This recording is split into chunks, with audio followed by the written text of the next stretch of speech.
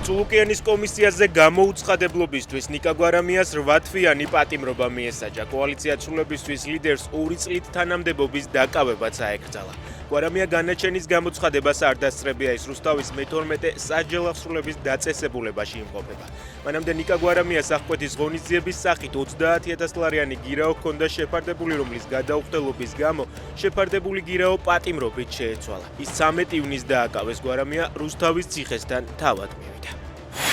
ბრიტანეთის მთავრობამ საქართველოს დროებითი რწმუნებული გიორგი ბაჩო-საგანელიძე დაიბარა და ქართული ოცნების რეპრესიების გამო პროტესტი გამოხატა. ბრიტანეთის საელჩოს ინფორმაციით შეხვედრაზე მაღალი რანგის წარმომადგენელმა მწვავედ გააპროტესტა ქართული ოცნების მხრიდან დიდი ბრიტანეთის და საერთაშორისო პარტნიორების მიმართ წამოწყებული ცრუ ბრალდებებისა და საჯარო თავდასხმების სერია.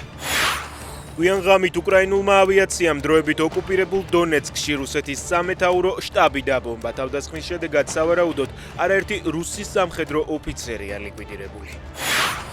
ძლიერი ხანძარია თურქეთში. ჰათაის რეგიონიდან ევაკუირებულია 50,000-ზე მეტი ადამიანი. ცეცხლი დასახლებულ პუნქტებს მიუახლოვდა.